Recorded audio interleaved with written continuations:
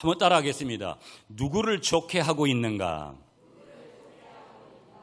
예, 오늘 본문 갈라디아서 1장 6절부터 10절의 본문, 누구를 좋게 하고 있는가? 이런 제목으로 말씀을 전하겠습니다. 우리가 질문 이런 걸 한번 해보면서 출발하고 싶어요. 나에게 하나님은 도대체 누구인가? 나에게 하나님은 도대체 누구인가? 그저 한 부분인가? 아니면 전부인가? 이건 아주 근본적인 질문이고, 매 주일 와서 내가 하나님과의 관계가 바른가? 그렇지 못한가? 하나님이 나를 향해서 기뻐할 것이 있는가? 없는가? 하나님이 오늘 나에게 책망하시는 것은 있는가? 없는가? 매우 중요할 줄 믿습니다. 여러분, 오늘 우리가 살아가는 시대에 늘 제가 이 포스트 모더니즘이라는 이 단어를 많이 얘기했잖아요. 그런데 오늘 시대를 살아가는 사람들을 우리가 이렇게 분석을 하면은요, 특수한 것, 초자연적인 것의 세계는 인정을 안 하려고 해요.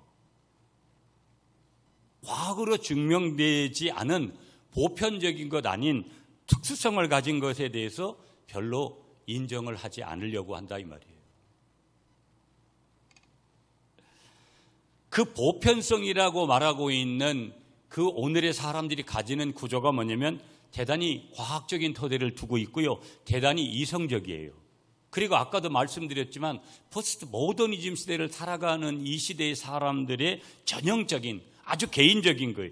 자신에게 항상 그렇게 묻는 거예요. 나한테 이게 이득이 되나 안 되나? 나에게 뭔가 도움이 되나 안 되나?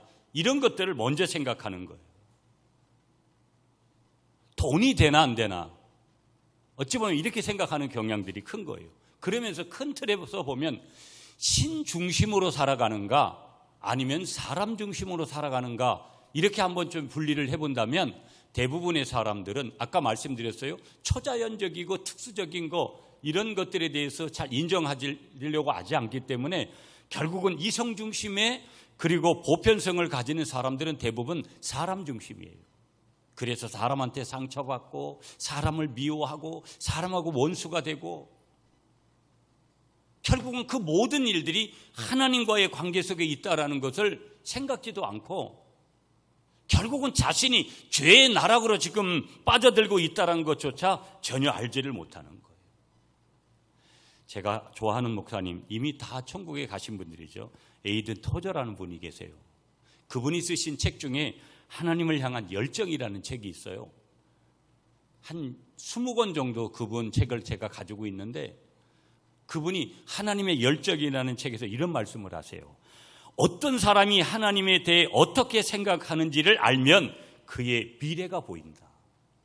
다시 한번 말씀드릴게요. 어떤 사람이 하나님에 대해 어떻게 생각하는지를 알면 그의 미래가 보인다.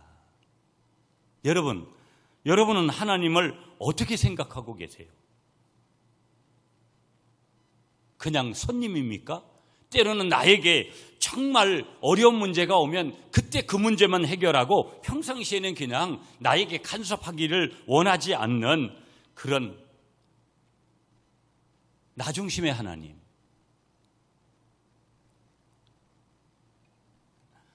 다시 말하면 하나님에 대해서 얼마나 많이 아느냐, 이 문제도 중요한데 얼마나 많이 아느냐의 문제가 아니라 더 중요한 것은 뭐냐, 하나님 자신의 초점을 맞춘 하나님의 사람으로 내가 현재 지금 살고 있느냐, 이게 매우 중요하다고 말씀하시는 거예요.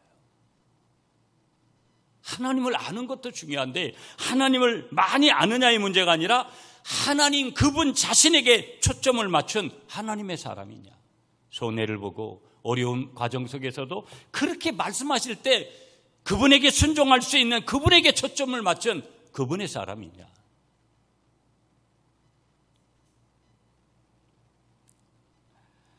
많은 사람들이요, 어제도 오늘도 변함이 없는, 변화를 잘 하지 않는 사람들을 많이 보면 변하지를 않아요.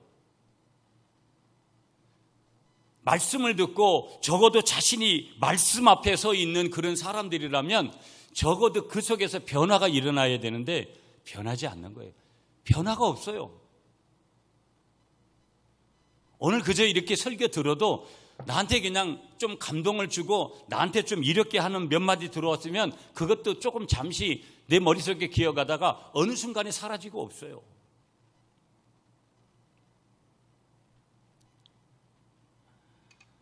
이런 변하지 않는 신앙생활에서 하나님은 오늘 말씀을 통해서 다시 한번 뭐예요?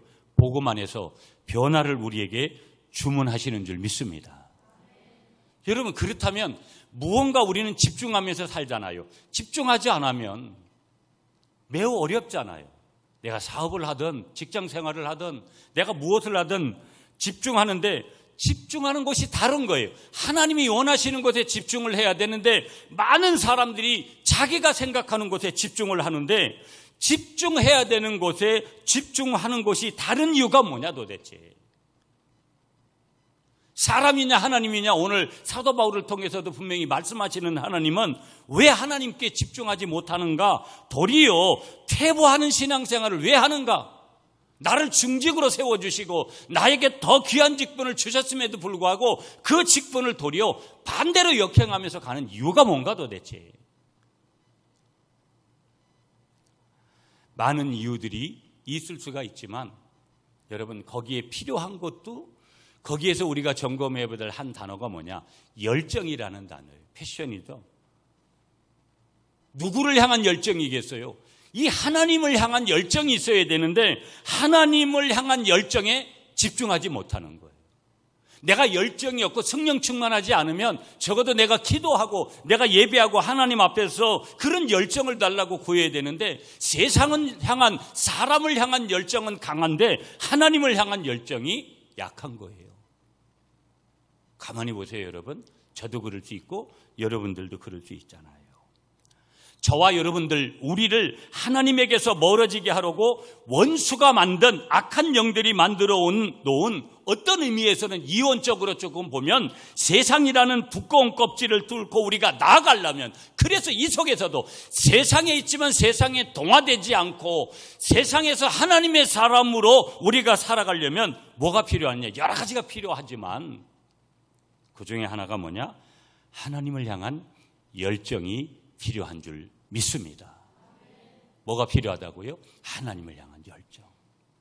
그럼 한번 보세요. 나는 하나님을 향한 열정이 있는가? 열정이 있는 사람이 예배드리죠. 여러분들도 뭐 하면은 이제는 예배하고 타협을 하려고 해요. 제가 오늘 슬로건 하나를 여러분하고 함께 냈고 주보에도 그렇게 냈어요. 예배를 생명처럼 여겨라. 여러분, 주위에 많은 사람들 한번 좀 보세요. 저희 어머니도 계속해서 병원에 입원하셨다. 이번에도 입원하셔가지고 아직도 회복이 안 되셔서 집에서 이제 죽 드시고 계신데 이번에는 전화 통화를 하면서 그러시는 거예요. 곧 이제 죽어야 된다라는 거죠. 어떻게 보면 죽음을 암시하는 저 단어들이 언젠가는 오는 거고 저희 어머니의 시간이 그렇게 길지 않다라는 것도 저 또한 느끼고 있어요. 제가 여러분, 이번 주간에 어느 순간 밤늦은 시간에 눈물이 막 나더라고요. 그리고 부모님을 먼저 이제 천국에 보내신 그런 분들의 심정이 그전에는 그렇게 못 느껴졌거든요. 근데 제가 그런 마음을 좀 이렇게 느끼겠더라고요. 아, 부모님을 먼저 보내신 분들 이런 심정이구나. 사랑하는 사람들을 먼저 보내는 분들의 심정이 이런 거겠구나.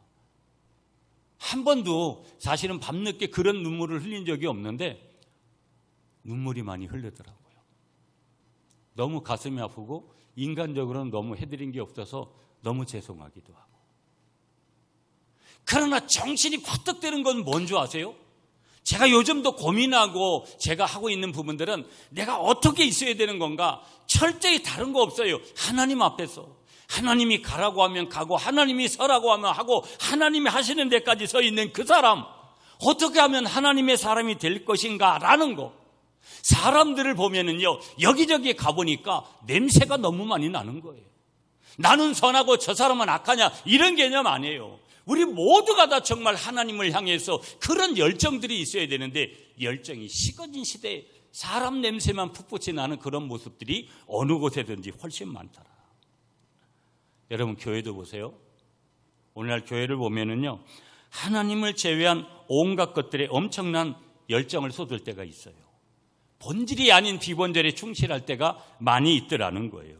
그러므로 여러분, 결국의 메시지는 뭐냐? 결국에는 하나님을 향한 열정이 오늘 말씀에도 보면 승리하게 되는 줄 믿으시는 여러분이 되시기를 축복합니다. 아멘이시죠? 본문을 보면 여러분, 갈라디아 교회에 오늘 갈라디아서를 기록하면서 그 갈라디아 교우들에게 문안 인사를 마치자마자 바울이 심하게 그 교인들을 책망해요. 그 이유가 뭐냐면 갈라디아 교인들은 자신들의 가르침에서 떠나서 이단의 무리를 쫓았기 때문인 거예요. 다른 복음이 아닌 복음, 그 복음을 쫓은 거예요. 이단에 속한 복음이죠. 이렇게 하니까 바울은 그들을 책망함으로써 그곳에서 돌이키라고 지금 어떻게 보면 강한 책망을 그 갈라디아 교인들에게 지금 하고 있는 거예요. 자, 보세요 여러분. 이 바울이 갈라디아 교인들에게 하고 있는 이런 책망 속에는요, 갈라디아 교회 교인들을 진리의 복음으로 이끌려고 하는 사랑의 마음, 그러면서 거기에 함께 복음의 진리를 사수하고자 하는 마음이, 사도 바울의 마음이, 하나님의 사람의 마음이 거기에 지금 포함이 되어 있는 거예요. 자, 계속 보세요. 바울은 자신이 하나님을 좋게 하기 위하여 오직 뭐라고 얘기하느냐? 그리스도의 진리만을 선포함을 밝히면서 지금 누구들을 지적하느냐? 다른 복음을 제시하고 있는 거짓 교사들은 사람을 좋게 하여 자신들의 교훈을 받도록 복음을 왜곡시키지만, 바울은 오직 진리만을 증거함으로써 하나님의 뜻만을 구했던 것을 오늘 본문을 통해서도 다시 한번 강조하고 있어요. 자, 보세요. 바울은 자신이 사람들의 기쁨을 구하였다면 10절 말씀에 조금 이따 보겠지만 나는 그리스도의 종이 아니라고 과감하게 얘기해요. 종은 자신의 욕심과 기쁨을 구하지 않고요, 주인의 기쁨과 뜻만은 구하게 되는 줄 믿습니다. 믿으시죠 여러분? 왜 그럴까? 이는 그리스도의 종된 모든 자들이 취해야 될 자세고요, 그것은 마땅한 것이다. 그렇다면 바울이 지금 하나님만을 기쁘시게 한 것을 우리가 생각을 하면서 우리가 좀 본문에서 몇 가지 은혜를 좀 나누려고 해요. 먼저 우리가 10절이 조금 중요해요. 10절 말씀 우리 한번 다 같이 한 목소리로 여러분이 읽어주세요. 시작.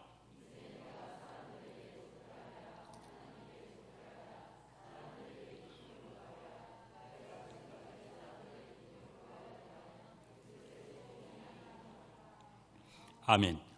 자, 여러분, 오늘 사도 바울이요, 강하게 결단하는 거예요. 첫 번째 결단의 내용이 뭐냐? 10절을 보면 나는, 바울은 사람들에게 좋게 하지 아니하겠다라는 거예요. 사람 중심으로 가지 않겠다라는 거예요. 당연히 반대 개념은 하나님 중심이겠죠. 사람에게 좋게 하지 않겠다, 바울이 선언하는 거예요. 지금 이쪽으로 갈까 저쪽으로 갈까 양면을 설명하고 있지만 결국은 뭐냐? 나는 한쪽으로 간다. 사람들에게 좋게 하지 아니한다. 여기서 좋게 하랴 라고 표현된 말의 뜻은 내가 친구를 만들기 위해서 비위를 맞추려고 하지 않는다, 이런 뜻을 담고 있어요. 여러분, 어떤 때는 부부가 성격이 그래서, 때로는 저 사람이 내가 저래서 이런 관계를 맺을 때 친구를 위해서 비율을 맞추려고 할 때가 있잖아요. 서로 저러면 서로 싸움이 되니까 상대방에게 맞추려는 그런 거, 좋게 하라는 뜻이 그런 뜻이에요. 바울은 사람들만을 좋게 하기 위해서 행동하지 않았다라는 거예요. 사람을 사랑하지 않았냐, 사람을 귀하게 여기지 않았냐, 이런 뜻의 내용이 아니죠. 바울이 전도 여행을, 사도행전을 보면 여러 차례 떠나게 되는데 제2차 선교 여행 때 아덴이라는 곳에서 사람들을 은식합니다. 그래서 사람들을 의식한 흔적이 거기에 사도행전 17장에 나타나고 있는데, 그것은 그들과 같은 입장에 자기를 두고 사람들을 그리스도에게 인도할 목적으로 그렇게 한 것이지, 그런 눈높이를 낮추고 사람들에게 그렇게 다가갔던 것은 그 목적이 있던 것이지 다른 목적이 아니라는 거예요. 그러나 그가 유대인들의 박해를 받아도 담대하게 그렇게 행동할 수 있었던 이유가 뭐냐? 많은 사람들의 유익을 위하여 그들로 하여금 구원을 얻게 하기 위해서였기 때문에 그렇다라는 거예요. 그러니까 하나님 중심으로 행한 것이기 때문에, 사람을 바라보지 않고 하나님 중심 안에서 행했던 그러한 것들이 반드시 있었기 때문에, 그러므로 바울은요, 여러분, 지금 그의 사명에 대해서 긍지와 확신을 가지고 있었고요. 그렇기 때문에 빌립보서 3장 7절, 8절, 9절에서 내가 그리스도를 본받는 자 된 것 같이 너희도 나를 본받는 자가 되라고 특별히 고린도전서 11장 1절에서 그렇게 말씀하고 있는 것을 우리가 보게 되어져요. 내가 그리스도를 본받는 자 된 것 같이 너희는 나를 본받는 자가 되라. 왜? 내가 그리스도 안에 있는 사람이기 때문에 그러하다 하는 것을 먼저 우리에게 말씀하고 있는 것이죠. 여러분, 특별히 우리가 보면 사도행전 4장에 가보면 베드로와 요한을 보게 되어집니다. 베드로와 요한이 오순절 성령 강림 체험 후에 복음을 전하게 되는데요, 그들이 복음을 전할 때에 유대 지도자들이 이들을 막 위협을 하면서 어떻게 했냐면 예수님의 이름으로 말하지도 말고 가르치지도 말라고 어떻게 했냐? 경고했습니다. 베드로와 요한을 경고할 때, 이때 베드로와 요한은요, 사도행전 4장 19절에 보면 하나님 앞에서 너희 말 듣는 것이 하나님 말씀 듣는 것보다 옳은가 판단해라. 아멘을 하세요. 우리의 판단 기준이 뭡니까? 내가 손해보지 않는 거? 내가 남들보다 위에 서는 거? 하나님이 정말 그 말씀 안에서 이것이 옳다라고 말씀하신 거가 중요한데, 그것은 온데간데 없는 거예요. 나중에 기도해 보겠다는 거고, 그리고 기도도 하지 않아요. 거기서 끝내는 거죠. 이스라엘의 사사 겸 선지자였던 사무엘은요, 왕을 구하는 백성들에게 자신의 순수함을 물었습니다. 이때 백성들이요, 그의 순수함을 인정해 주는 거예요. 자, 그렇다면 이와 같은 예들을 통해서 보면 하나님의 종, 예수 그리스도의 종은 자신의 유익을 위해서 일하는 것이 아니구나. 그렇다면 전제가 뭐냐? 오직 하나님의 기쁨을 위해 그렇게 일하는 거구나. 아멘을 하시라고 해도 자꾸 아멘이 집 나가네. 아멘을 하세요. 요때 아멘을 해야 되는데 여러분은 아멘을 안 하신다고요. 두 번째 10절 말씀에 우리가 읽었으니까 여러분, 그렇기 때문에 바울은요, 한번 따라하겠습니다. 나는 하나님만 기쁘시게 하겠습니다. 바울은요, 난 절대 사람에게 좋게 하지 않는다. 제가 개척을 할 때 그 마음을 가졌어요. 개척을 하면 이런 얘기도 해요. 어떤 목사님들이 100명 모일 때까지는 절대 아무 소리, 싫은 소리 하지 말아라. 별의별 얘기, 교회 성장하기 위해서 말하고 있는 뭐 여러 가지 원리들, 교회를 부흥시키려면 이런 뭐 300명 돌파하려면 뭐 이런 책들도 많이 봤어요. 어찌 보면 그런 소리를 안 했으면 몇 명이 더 남아있을지도 몰라요. 그러나 그런 거에 대한 후회는 없어요. 여러분들도 남이 나한테 좋은 말 해주고 내가 저기에도 그런 거 굉장히 조심하셔야 돼요. 물론 남한테 함부로 내가 비난받고 내가 그러지도 않았는데 그런 소리 듣는 걸, 충고도 아닌 말을 듣는 것도 문제지만, 충고가 되는 말을 듣는데도 그 말에 대한 수용 능력이 떨어지는 것 또한 큰 문제거든요. 그리고 내가 어떻든지 사람을 좋게 하면 하나님의 마음을 아프게 하는 일들이 반드시 있어요. 우리 신앙생활에는 그게 어려움이거든요. 가족 간에도, 형제 간에도, 지인들 간에도, 성도와 목회자 간에도. 여전도회를 이끌고 남전도회를 이끌고 어떤 셀리더를 하고 하다 보면 여러 사람의 비율을 맞추려고 들면 맞추지도 못해요. 바울은 두 번째, 하나님만 기쁘시게 하겠다. 아멘이시죠, 여러분? 고린도후서 5장 9절에 그런즉 우리는 거하든지 떠나든지 주를 기쁘시게 하는 자 되기를 힘쓰노라. 바울이라는 인물이 얼마나 신약을 대표하는 인물 아니겠어요, 여러분? 늦게 예수를, 부활하신 예수님을 다메섹에서 만나서 그렇게 모든 것을 그 순간에 나는 다 배설물로 여기고 그 위에는 순교의 제물이 되기까지 얼마나 한결같이 그가 달려갔는지. 그래서 이 바울이라는 사람의 전생에는 한 가지 중심에 불타는 포부가 뭐냐면 하나님을 기쁘시게 하는 거예요. 우리 모두가 다 하나님을 기쁘시게 하는 그런 삶을 살아야 될 줄 믿습니다. 바울만이 아니라, 저만이 아니라, 여러분만이 아니라 우리 모두가 다 그러해야 되는데, 오늘의 자리를, 작금의 자리를 한번 생각해 보면 모든 게 인간 중심이에요. 사람 중심이에요. 목회자인 저로서도 어떤 때는 사람 중심으로 흘러가는 그런 것들이 얼마나 많은지 몰라요. 그걸 갖다가 인본주의라고 표현하고요, 물질주의라고 표현하고요, 세속주의라고 표현해 보는데, 이런 강한 물결이 거슬러서 거기에 많이 넘어가는 거예요, 우리가.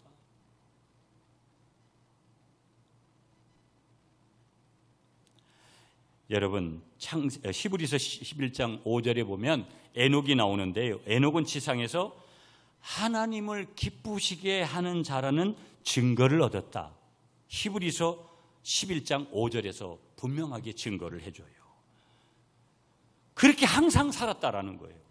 다니엘은요, 바벨론의 왕보다 하나님을 기쁘시게 하기 위해서 자신의 관직과 자기의 생명까지도 아끼지를 않았고 사자굴에 던져지는 것을 당연한 것으로 여기고 들어갔어요. 청년 요셉은요, 하나님께 어찌 득죄하겠느냐 라고 철저한 결심 아래서 보디발의 그 아내의 유혹에도, 어려운 시험에도 그렇게 이기는 것을 봐요.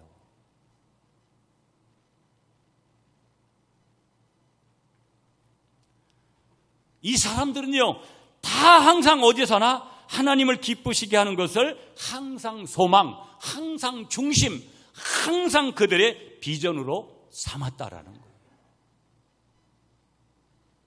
여러분, 오늘 우리 시대는요, 참 단순한 것 같으면서도 복잡해요. 사람 중심의 일들이 너무 지나치게 되다 보니까 하나님이 가려지는 그런 일들이 우리 속에 얼마나 많은지 몰라요. 바울은 우리에게 분명히 고백합니다. 나는 하나님만 기쁘시게 하겠다.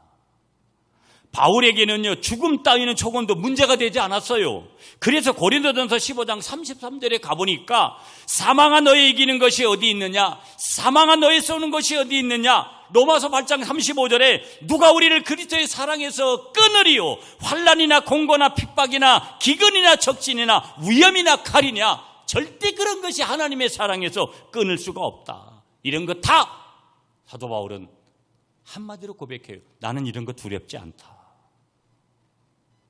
그러면서 로마의 옥중에서도 빌립보 교인들에게 항상 기뻐해라. 내가 다시 말하노니 기뻐해라. 범사에 감사해라.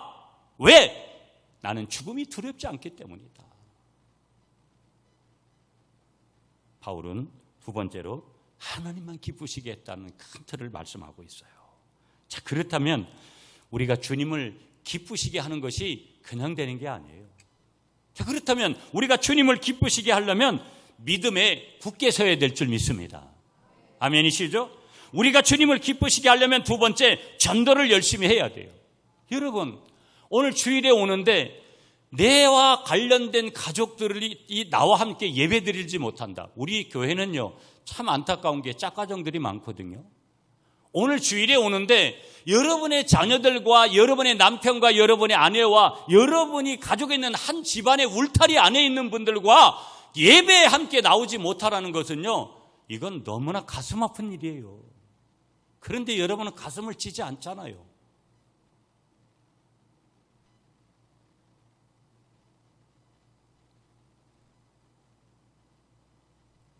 지금도요, 정말 열정적으로 전도하면서 그렇게 나아가는 교회들이 얼마나 많은지 몰라요. 잃어버린 영혼들을 위해서, 내 가까운 영혼들을 위해서, 그들이 지금 지옥 간다고 하면, 지옥이 분명히 약속된 거라면 여러분이 그렇게 할 수 있어요. 그렇게 할 수가 없는 거예요. 주님이 가장 기뻐하는 것은 한 영혼이 돌아오는 것인 줄 믿습니다. 그래서 모두가 다 전도에 열심을 내야 되는 거예요. 난 아직까지 예수 믿은 지 얼마 안 됐기 때문에 NO! 성경 그렇게 말하지 않아요. 하나님을 아는, 믿는 그 순간부터 우리는 전도자의 삶을 살아야 될 줄 믿습니다. 세 번째, 주님을 기쁘시게 하려면요, 핍박이라든지 시험이라든지 시련과 한날을 잘 견뎌야 돼요. 그래서 저는 거칠게 표현하면 버텨야 돼요. 버텨야 돼요. 네 번째, 의를 위해서 분투하는 노력을 해야 되고요. 다섯 번째는 빚된 생활을 저와 여러분들이 행할 때 하나님께서 기뻐하시는 줄 믿습니다. 자, 세 번째, 바울은요, 큰 세 번째요, 9절인데요. 한번 따라하겠습니다. 비진리와는 타협하지 않겠다. 바울의 고백이 이거예요. 다른 복음하고는 비진리라는 거 계속 다른 복음 지금 6절부터 계속 강조하잖아요. 이건 참 복음이 아니라는 거예요. 유일한 복음이 아니라는 거예요. 그래서 나는 이런 비진리, 다른 복음과는 타협하지 않겠다. 6절, 7절에 단호하게 얘기해. 다른 복음 없다. 한번 따라하세요. 다른 복음 없다. 믿으시죠, 여러분? 8절에서 한 복음만 있다. 8절, 9절에서 다른 복음을 전하면 계속해서 얘기해요. 마지막 절에 저주를 받을 것이다. 이단의 말로가 그런 거잖아요. 고린도후서 6장 14절 16절에 너희는 믿지 않는 자와 멍에를 같이 하지 말라. 의와 불법이 어찌 함께하며 빛과 어둠이 어찌 사귀며 그리스도와 벨리알이 어찌 조화되며 믿는 자와 믿지 않는 자가 어찌 상관하며 하나님의 성전과 우상이 어찌 일치되리요. 그렇게 될 수 없다 이 말이에요. 복음과 다른 복음이 어떻게 함께 갈 수 있느냐? 갈 수 없다 이 말이에요. 여러분, 우리 사자성어 중에 금묵자흑이라는 그 사자성어 있어요. 뭐예요? 목을 가까이 하면 검어진다는 그런 뜻이거든요. 그럼 무슨 얘기예요? 악한 사람과 가까이 하면 악에 물들기 쉽다라는 거예요. 부정적인 사람, 하나님을 멀리하는 그런 사람들과 그렇게 가까이 지내면 그렇게 돼버리는 거예요. 어느 순간 동화되는 거예요. 동화.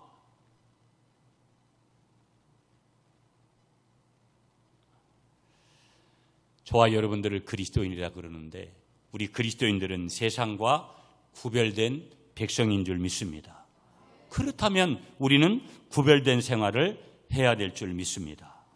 그러므로 바울은요, 오직 그리스도의 진리만 선포하겠다라는 거예요. 믿습니까, 여러분?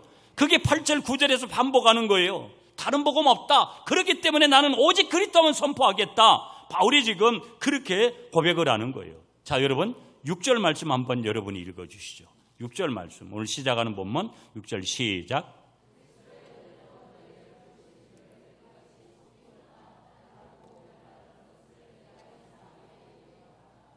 자, 6절에 보면 거짓 교사들이요, 사람들을 좋게 해서 자신들의 교훈을 받도록 복음을 왜곡시켜요.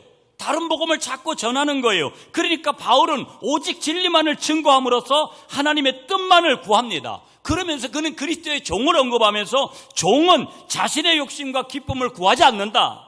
그러면 종은 누구냐? 주인의 기쁨과 뜻만을 구하는 것이다. 그것이 그리스도의 종된 자세다. 바울이 그렇게 강조하는 거예요. 비진리와는 타협하지 않겠다. 그러면서 바울은 오직 하나님만을 섬기겠다. 절대적인 신앙사수를 하겠다. 이 고백을 하는 거예요. 자, 마지막 하나만 보고 마칠게요, 여러분. 자, 이제 오늘 10절이 핵심적이었는데 10절 아까 읽었으니까 거기에서 바울은 한번 따라서요. 바울은 어디까지나 그리스도의 종이라고 한다. 아멘이십니까? 나는 누구의 종인가? 로드십. 주님은 나의 주인이시고요. 나는 주님의 종입니다. 누구의 종이냐가 중요한데 바울은 어디까지나 나는 그리스도의 종이다.